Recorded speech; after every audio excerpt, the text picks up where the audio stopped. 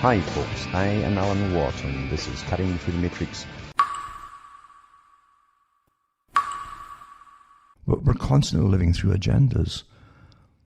And when you see the size of the population of the world, if you have even, say, 100 million people in high-level positions of managing us all, it's not difficult to make anything happen or to make anything perceived to be the way they tell you it is. It's all perception management, isn't it?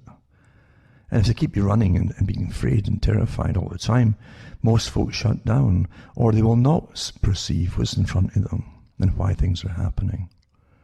That's what terror is for, is to make you to comply and to be so afraid.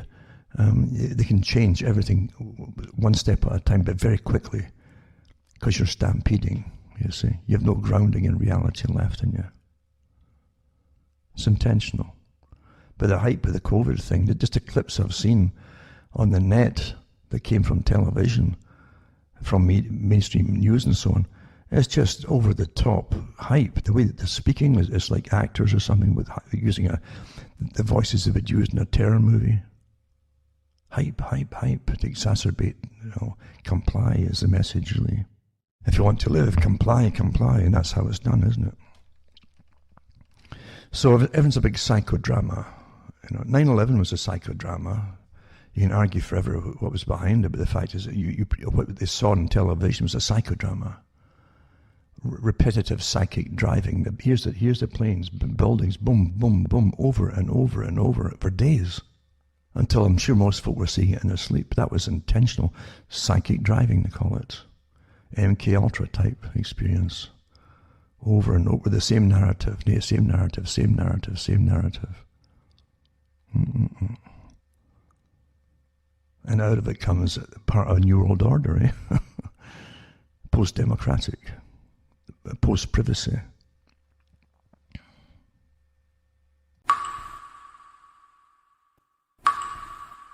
Here is what George Orwell received after sending the book out to his mentor, in a sense, someone he admired, Huxley. This is what Huxley said. He said that it was 1949, after Orwell's book came out, and Aldous Huxley sent a letter back. So anyway, it says here that, "Dear Mr. Orwell, it's very kind of you to tell your publisher to send me a copy of your book. It arrived as I was in the midst of a piece of work that required much reading and consulting on references. And since poor sight makes it necessary for me to ration my reading, I had to wait a long time." He goes on to say, "Agreeing with all that the critics have written of it, I need not tell you yet once more how fine, how profoundly important the book is. May I speak instead of the thing with which the book deals, which is the ultimate revolution. This is so important, the ultimate revolution. The first hints of a philosophy of the ultimate revolution, the revolution which lies beyond politics." See, here you go, beyond politics. Because all the leaders of all parties, as Quigley said, belong to the same group and had for over 60 years in the 1960s. So you go way into the 1800s. Anyway, beyond politics and economics, and which aims at total subversion of the individual psychology and physiology, are to be found in the Marquis de Sade. So awfully important, this stuff. Who regarded himself as the continuator, the consummator of Robespierre and Babeuf. The philosophy of the ruling minority in 1984. So he's comparing his book with 1984. Is a sadism which has been carried to its logical conclusion by going beyond sex, understand this, and denying it, where in actual fact the policy of the boot on the face can go on indefinitely seems doubtful. Now, don't forget that Orwell was comparing Britain and the West at that time to the Soviet Union, where they had all this stuff in effect. They put into 1984. So Huxley goes on to basically contrast the differences in how he saw the world. And don't forget that Huxley belonged to the scientific elite who understood psychology and psychiatry and behaviorism, and what we call neuroscience, and did all the studies of the ages at their fingertips. Always adding to it, right to the present, of course. But he says here, my own belief is that the ruling oligarchy will find less arduous and wasteful ways of governing and of satisfying its lust for power. So there's no problem talking about its lust for power. Just forget all this democracy stuff, and we're here to help you. And for sustainability and saving the planet, I'm talking here, right? To save the planet, we've got to take all your rights away from you and manage you to save us all. That's just the present con, folks, to make it all happen. Anyway, it says lust for power, and these ways will resemble those which I described in Brave New World. I have had occasion recently to look into the history of animal magnetism and hypnotism. And I've been greatly struck by the way in which for 150 years the world has refused to take serious cognizance of the discoveries of Mesmer, Braid, Esdale, and the rest. Now, remember, this is written in the 1940s. And in the 50s and the 60s, they went way beyond anything with the Esalen Institute and different institutes are set up. Now you can make folk do anything that you want them to do, even eat bugs on television, or lie in coffins of fecal matter, for that matter. And they'll fight each other to do it, to win something. Who would have thought, eh? So let's go back to what he's saying here. Partly because of the prevailing materialism, and partly because of prevailing respectability, 19th century philosophers and men of science were not willing to investigate the odder facts of psychology for practical men such as politicians, soldiers, and policemen to apply in the field of government. Thanks to the voluntary ignorance of our fathers, the advent of the ultimate revolution was delayed for 5 or 6 generations. The advent of the ultimate revolution was delayed for 5 or 6 generations. Another lucky accident was Freud's inability to hypnotize successfully and his consequent disparagement of hypnotism. This delayed the general application of hypnotism to psychiatry for at least 40 years. But now, listen, psychoanalysis being combined with hypnosis, and hypnosis has been made easy and indefinitely extendable through the use of barbiturates, you're talking about drugs now, which induce a hypnoid and suggestible state in even the most recalcitrant subjects. Now, that was heavily used through the 50s and 60s and 70s, even with MK Ultra, which didn't stop when they said it stopped either, and didn't start when they claimed it started. It was much earlier than that too. They were using all kinds of hallucinogenic drugs and so on. And it says, within the next generation, I believe that the world's rulers will discover that infant conditioning, and narco-hypnosis are more efficient as instruments of government than clubs and prisons, and that the lust for power can be just as completely satisfied by suggesting people into loving their servitude as by flogging and kicking them into obedience. In other words, I feel that the nightmare of 1984 is destined to modulate into the nightmare of a world having more resemblance to that which I imagined in Brave New World. The change will be brought about as a result of a felt need, right, for increased efficiency.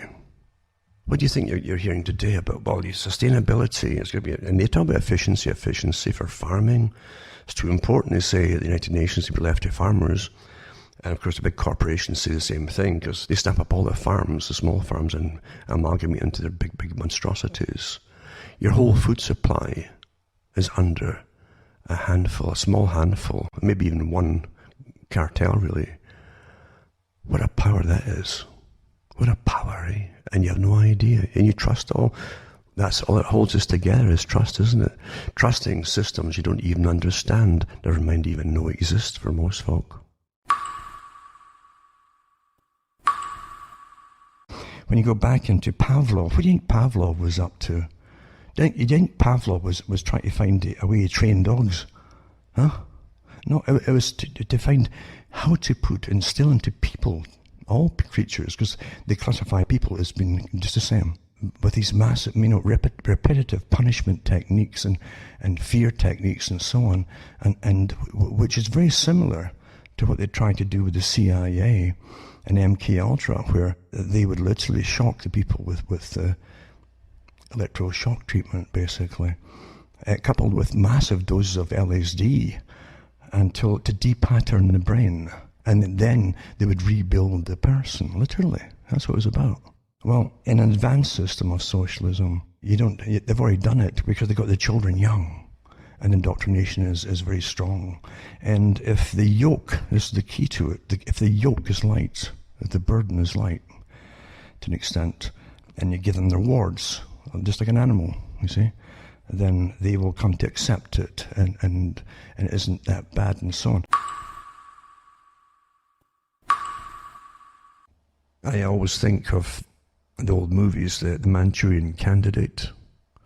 I did different versions of them, and I liked them all actually, but the idea was quite simple, and you find that many authors touched on that kind of technique of altering behavior by drugs, hypnopedia, even electroshock therapy, repatterning the brain as they tried with MK Ultra, things like that. And you have to understand, most folk tend to think in a very singularly objective way, and so if they're looking for something, you can mention terms to them like depattering the brain, and they'll immediately jump to the MK Ultra idea and Cameron's techniques. And he was only one of many in a group at the time across the US and Canada and elsewhere, by the way, were doing the same things for the same group. But most folk never really think beyond what they know about it.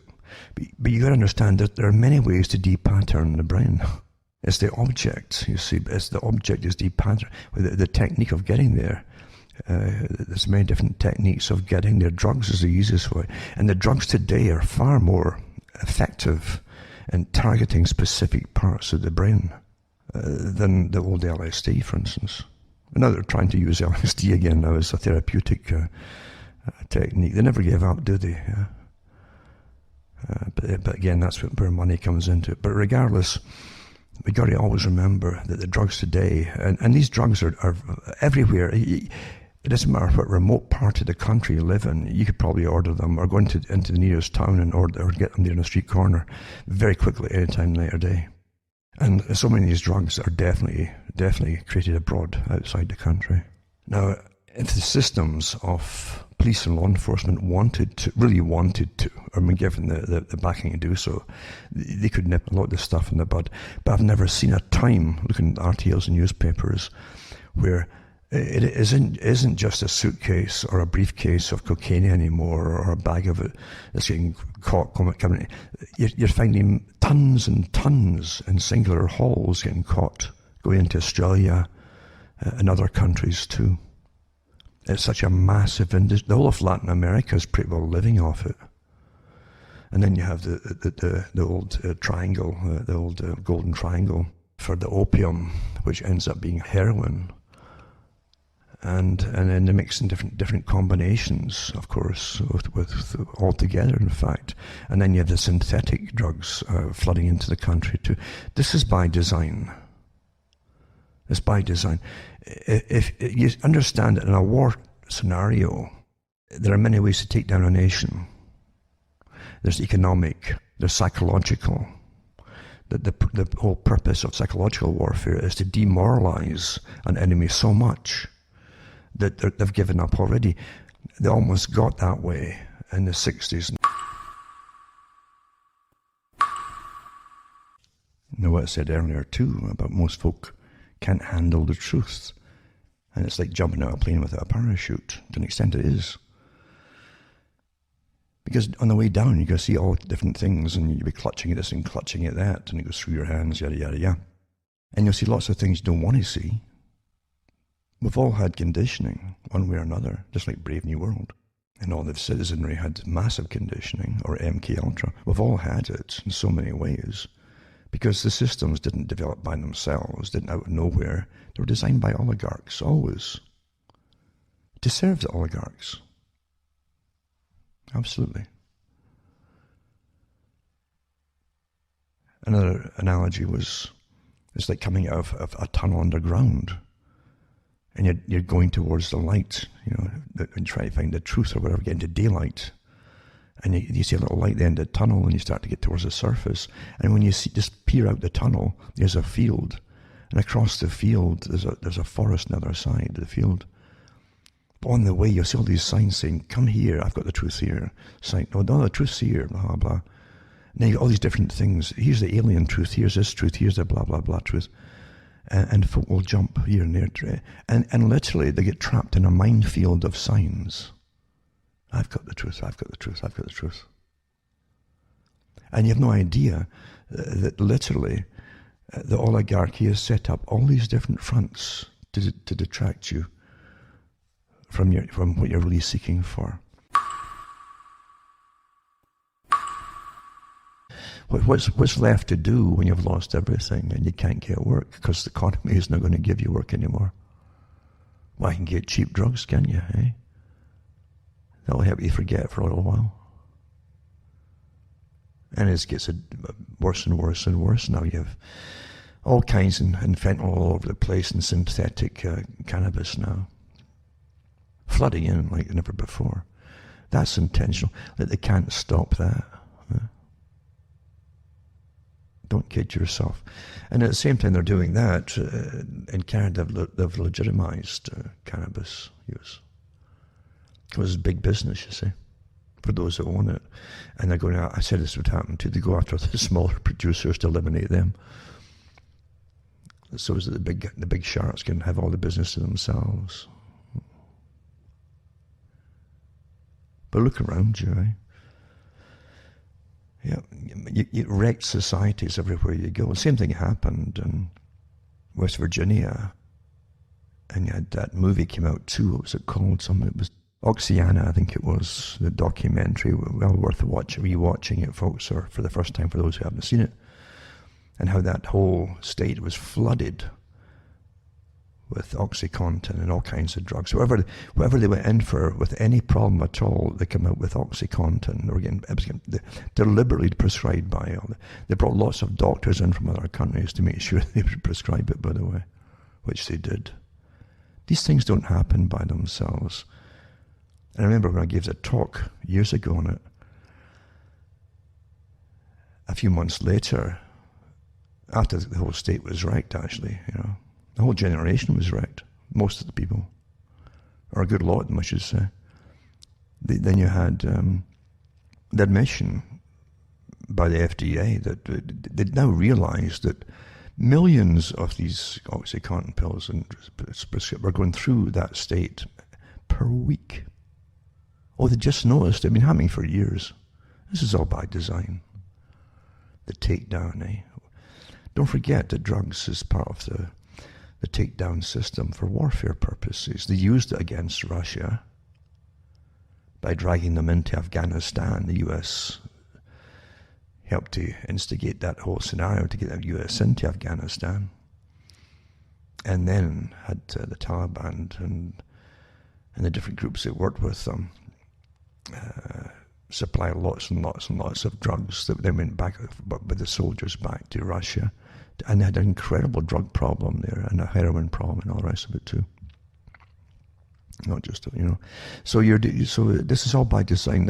And again, your own Western rulers, some of the politicians that existed there were part of the opium warlords that flooded China with opium bales till they gave in. You can actually find them. They're still very prominent today, the grandchildren and great-grandchildren of these particular people. So drugs has always been used as a weapon of war on societies. It's quite fascinating even to see all the professionals on board, the psychologists, again, behaviorists, and those who have an interest in changing cultures by manipulating the minds of the people. Much easier to do it in the youth, And they always have done it that way. Pick the youth, introduce certain things, study them intently to see the effects, etc. And when you see that the CIA was definitely involved with the promotion of drugs and discos, and how they even set up one of the major groups Actually, they all knew each other in the same circle from university of the Unabomber. He knew some of these guys, and some of them actually talked about it later, some of his targets, that they had been given permission to try experimentation. And they were given Air Force hangars, big aircraft hangars, where they could go in and use them in experimental situations and invite lots of youngsters and give them certain drugs, and then start using the strobe lights when they were trying to wonder if they would introduce them into the discos eventually, which they did, of course. And how they studied them, how it threw people off balance, altered the brain waves that you had, the actual levels of brain patterns, and to be more suggestible. And of course, it created a form of hypnosis as well. And it could make them, the people who were under the influence of it all, and maybe even drugs too, it would make them more compliant. You could actually do things with them without their knowledge. Then they would really not really know, so, or even have no memory of what really happened, especially if they had too much alcohol or they give them drugs of certain kinds. These are all big behavioral experiments which they eventually put into mainstream disco dancing. And again, it would further reduce common sense, basically. That little bit of you that makes you apprehensive to go too far in any social situation. Alcohol does that by itself, of course. It breaks down social barriers to an extent in social behavior, or it's like they call it inhibition. That which protects you is they now call it inhibition, until you'll maybe do things that perhaps you shouldn't do.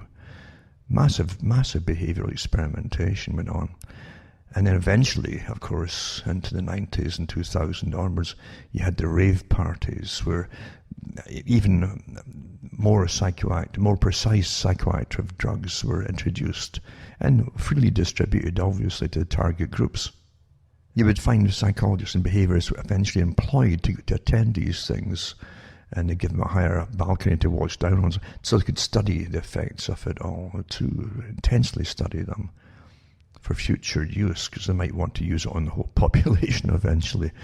You never know, because this is how things really happen and how they work. It doesn't happen by itself. It's not spontaneous and sporadic. It's all planned that way and heavily monitored and examined. We are the big test bed for all this stuff by those who claim that they own you. And the ones who do it on you, practice on you, are the ones they're the scientific elite who are employed by the dominant minority, like Aldous Huxley mentioned. It's all been done, And it's sad that most folk live through it, go through it all, and they don't even know it. What they've even been through, they think they've made their own decisions all along the way. Basic hypnosis, I've always said, wouldn't make you do something that you would normally not do, you see. That's always been the argument I get with hypnosis, that it's a voluntary compliance. You decide to go under, and if you fight it, you won't go under the same way. And you can't be made to do something you wouldn't normally do.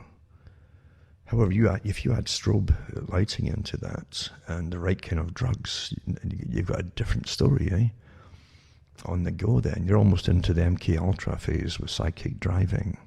And they used all these techniques with MK Ultra and lots more too, like with the strobe lighting, with the drugs, LSD, with electroconvulsive therapy, meaning they gave them shock treatment all the time, put so much current through their brains, hundreds of these episodes, until they literally depatterned the brain memory, until they had no memory at all, and repatterned the memory. This is what they claimed they did. And one or two of the survivors went through the experience, and one woman said, she's Canadian, she said that she can't even remember her previous existence before going into the clinic at all. When she was let out, she couldn't remember any of her, even her own children. And that was CIA. The same CIA that set up hundreds and hundreds of brothels in major cities throughout the US, and set up cameras and recruited prostitutes who were taught how to bring this, to get these guys, bring them home, and get them to experiment with different drugs. They would try to introduce new drugs to them to see what would happen to the Johns. Their behaviours would get manipulated. This is all before Epstein came along, with the big agencies, the big super agencies. So the CIA was involved in this long before. But yeah, introducing drugs into society. Of course, we know that the drugs for guns, con game, the Iran-Contra scandal, and Oliver North and all like that, and how they were dumping the drugs on American society to get the cash for weaponry and so on, for their other plans of overthrowing governments across the world.